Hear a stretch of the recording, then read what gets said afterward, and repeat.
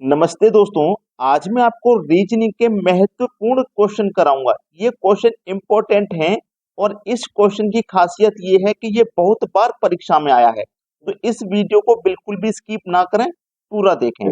अगर आपने तैयारी की है रीजनिंग के सवालों की, तो क्या आप बता पाएंगे कि 94 प्लस 16 बराबर 42 कैसे हो गया? अगर आप बता सकते हैं तो कमेंट में बता देना। नहीं बता पाते तो कोई बात नहीं, मैं जो सॉल्यूशन बता रहा हूं याद रखना। परीक्षा में इसी सॉल्यूशन पे एग्जाम में क्वेश्चन आता है। यदि 94 प्लस 16 बराबर 42, 79 प्लस 23 बराबर 78, तो 63 प्लस 45 बराबर क्या? देखो, जिस लॉजिक को लगा करके यहाँ 42 बनाया है, उसी लॉजिक को बना करके यहाँ 78 बनेगा और उसी लॉजिक से यहाँ पर संख्या फाइंड होगी। देख लो, 94 प्लस 16 बराबर 42 कैसे बनेगा? आपके पास ये जो 94 है ना, ये जो 94 है, इन दोनों संख्याओं का आपस में मल्टीप्लाई कर दो और ये जो दोनों संख्या है इनका भी आपस में मल्टीप्लाई कर दो। ठीक है, तो 9 चौके 36 हो जाएगा। ठीक है, 6 एकम 6 हो जाएगा और दोनों को अगर आप जोड़ोगे तो देखो 42 हो जाएगा। मैंने आपसे क्या कहा था? अगर आपने रीजनिंग की तैयारी की है तो मुझे करके बता दीजिए। क्या आपने मुझे करके बताया? आगे भी वही लॉजिक लगेगा। आप इन दोनों संख्याओं का मल्टीप्लाई करो, यहाँ पे भी इन दोनों संख्याओं का मल्टीप्लाई करो। 8 ने 72 हो जाएगा भाई, 72 हो जाएगा। ठीक है, यहाँ पे देखो, 2 और 3 का मल्टीप्लाई 2 3 6 हो जाएगा। अब इनको आपस में जोड़ देंगे तो 72 और 6 78 हो जाएगा। देखो 78 ही तो है हमारे पास। बस अब इसी लॉजिक को यहाँ लगा देना, इन दोनों का मल्टीप्लाई कर देना, इन दोनों का कर देना। 6 तिया 18, 4 पंजे 20, दोनों को जोड़ दो। 18 और 20 मिलकर के हो जाएगा भाई 38, यानी कि सी ऑप्शन बिल्कुल सही जवाब। प्रश्न समझ में आ गया है? बहुत बच्चे हैं जो वीडियो को लाइक नहीं करते भाई। सभी बच्चों से रिक्वेस्ट है, वीडियो को लाइक और दोस्तों में शेयर जरूर कर दिया करें, ताकि आपके दोस्त भी सीख पाए इन प्रश्नों को कैसे करा जाता है। अब देखते हैं आगे। अगला सवाल है, यदि 2 स्टार 6 बराबर 32 तथा 7 स्टार 4 बराबर 27, तो 7 स्टार 6 बराबर क्या होगा? बेहतरीन सवाल। क्या आप लगा सकते हो अंदाजा कि 2 स्टार 6 बना करके आप 32 कैसे बनाओगे? देखना ध्यान से, जो मैं आपको बात बताऊं ध्यान से समझना, बहुत इंपॉर्टेंट सवाल है। 2 स्टार 6, यही तो सवाल है। और ये कितने के बराबर है? 32 के। तो हमें इसे 32 के बराबर लाना है। तो 32 के बराबर हम इसे देखो कैसे ला सकते हैं। अगर मैं इस 6 को 2 से डिवाइड करूंगा, भाई मैं क्या करूंगा, इस 6 को 2 से डिवाइड करूंगा, तो डिवाइड कितनी बार में होगा? 3 बार में होगा, है ना? 3 बार में तो होगा। इस 6 को 2 से डिवाइड करूंगा, डिवाइड कितनी बार में होगा? 3 बार में, तो हमने 3 लिख दिया। ठीक है, 3 लिख दिया। दूसरी संख्या को डिवाइड किया, जितनी बार में डिवाइड हुआ उतना लिख दिया और बाद में इस पहले वाली संख्या को लिख दिया। क्लियर है ना? समझ लिया बात को? अब यहाँ पे देखो 7 स्टार 4 है। यहाँ आपने दूसरी संख्या को डिवाइड किया था, यहाँ भी दूसरी संख्या को डिवाइड करेंगे 2 से। ठीक है, डिवाइड करेंगे तो 2 से 4 में डिवाइड करेंगे, 2 बार डिवाइड होगा तो हमने देखो 2 लिख दिया। इस डिवाइड वाली संख्या को पहले लिखना है, बाद वाली संख्या को डिवाइड करके पहले लिखना है। तो बाद वाली संख्या को डिवाइड करके पहले लिखेंगे। यहाँ देखो 2 को एज इट इज लिखा था, यहाँ 7 को एज इट इज लिख देंगे। 7 लिख दिया तो देखो 27 बन गया। बस फंडा इतना सा ही है, यहाँ पे भी यही कर दो। आपके पास है 7 स्टार 6। ठीक है, अब इस दूसरी संख्या को 2 से डिवाइड करोगे तो 3 बार में डिवाइड होगा और इस पहली संख्या को एज इट इज लिख दोगे तो आपके सवाल का सही जवाब हो जाएगा 37। भाई लॉजिकल सवाल है ये, इनमें आपको लॉजिक लगाना होता है और ये लॉजिक आपको कैसा लग रहा है कमेंट में जरूर बता के जाना। अब देखते हैं आगे। अगला प्रश्न है, बी सी डी 6 9 12 से जिस प्रकार संबंधित है उसी प्रकार ई एफ जी किससे संबंधित है? देखो, हमसे बोला गया बी सी और डी किससे संबंधित है भाई? बी संबंधित है 6 से, सी संबंधित है 9 से और डी संबंधित है 12 से। भाई 6 9 12 से तो संबंधित है।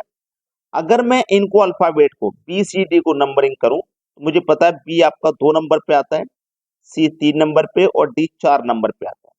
तो हमारा 2 से 6 हो गया, 3 से 9 हो गया, 4 से 12 हो गया। तो कितना गुना हो गया भाई? आप बोलोगे सर हमारा हो गया 3 गुना। 2 तिया 6, ये भी 3 गुना, 3 तिया 9 और ये भी 3 गुना, 4 तिया 12, सब 3 गुना हो गया। तो हमसे बोला गया है कि ई एफ जी हमारा किस से संबंधित होगा, तो हमारा ई कितने नंबर पे आता है, 5 पे, एफ आता है 6 पे, जी आता है 7। ठीक है, अब हम आसानी से पता लगा लेंगे। हमारा देखो जब यहाँ पे 3 गुना हुआ था तो ये भी 3 गुना ही होगा ना, ये भी 3 गुना होगा। चलिए, 5 तिया 15, 6 तिया 18, 7 तिया 21। तो 15, 18, 21 से संबंधित होगा। ई एफ जी किससे संबंधित होगा, 15, 18, 21 से। 15, 18, 21 पहले ऑप्शन में दिया गया है, प्रश्न का बिल्कुल सही जवाब। अब देखते हैं आगे। अगला प्रश्न ये है, लुप्त पद ज्ञात करें। देखो एक आपके पास रीजनिंग का सीरीज है, K P L O M N N M. ठीक है, अब देखो पहले शब्द का रिलेशन पहले से बनाओ, पहले अल्फाबेट का पहले से। के के बाद एल आ गया, भाई के के बाद एल आ गया ना, मतलब +1। एल के बाद एम आ गया, +1। एम के बाद एन आ गया, +1। और एन के बाद क्या आता है भैया, आप सभी जानते हैं ओ आता है। +1 करेंगे तो ओ आता है। अब ओ यहाँ पे 2 ऑप्शन में, यहाँ पे भी, यहाँ पे भी, और यहाँ पे 3 ऑप्शन में, कोई बात नहीं। अब यहाँ पे देखो दूसरी संख्या का दूसरी से समय पी से ओ आ गया, तो ये तो पीछे कम हो रहा है ना। वैसे तो ओ के बाद में पी आता है, लेकिन पी के बाद में ओ, तो ये तो -1 हुआ। अब ओ से एन हो गया, ये भी -1 हुआ। एन से एम हो गया, ये भी -1 हो गया। तो एम से यहाँ पे भी -1 होगा। एम से पहले क्या आता है भाई, एम से पहले आता है एल, तो यहाँ पे क्या आ जाएगा, एल। तो ओ एल पहला ऑप्शन बनेगा आपके सवाल का बिल्कुल सही जवाब। अब देखते हैं आगे। अगला सवाल है 63, 80, 120 क्वेश्चन मार्क वाली जगह पे क्या आएगा ये बताना है। देखो आप ध्यान से अगर देखोगे, अगर आपको स्क्वायर याद है तो आपको ये जरूर पता होगा कि ये जो मेरा 63 है ना, अगर मैं इसमें 1 जोड़ दूंगा तो ये स्क्वायर बन जाएगा। यानी कि 63 में अगर मैं 1 जोड़ दूंगा ना तो ये 64 बन जाएगा, और 64 मेरा होता है 8 का स्क्वायर। और ये जो मेरा 80 है, अगर मैं इस 80 में 1 जोड़ दूंगा, 1 जोड़ दूंगा, 80 है ये, 80 में अगर मैं 1 जोड़ दूंगा तो ये 81 बन जाएगा, और 81 होता है मेरा 9 का स्क्वायर। ये 120 है, अगर मैं इसमें 1 जोड़ दूंगा तो ये बन जाएगा 121, और 121 होता है 11 का स्क्वायर। तो यहाँ पे कितना आ जाएगा भैया, 8 के स्क्वायर 9 का स्क्वायर, 8 के बाद 9 तो 11 के बाद 12 का स्क्वायर आ जाएगा, है ना। 12 का स्क्वायर आ जाएगा, तो 12 का स्क्वायर कितना होता है, 144। तो इसका मतलब यहाँ पे क्या होगा, 143। उसमें आप 1 जोड़ोगे तभी तो 144 होगा, तो यहाँ पे जो संख्या होगी वो 143 होगी। यानी कि बी ऑप्शन बिल्कुल सही जवाब होगा। अब देखते हैं आगे। अगला सवाल है, पहले ही क्वेश्चन मार्क है, बाद में 63, 08, 26। देखो ये सवाल अगर मैं आपको अभी होमवर्क के लिए दे दूं, घर से करने के लिए दे दूं, तो क्या आप मुझे करके इसका आंसर बता पाओगे। मुझे तो लग रहा है कि 90% बच्चे ऐसे होंगे जो नहीं बता पाएंगे इस सवाल का आंसर, लेकिन जो बता सकते हैं ना वो जरूर बताएं, हमारे सॉल्यूशन देखने से पहले जरूर बताएं। यहाँ पे देखो क्या रिलेशन है, ध्यान से समझना। ये 08 है, ये 26 है।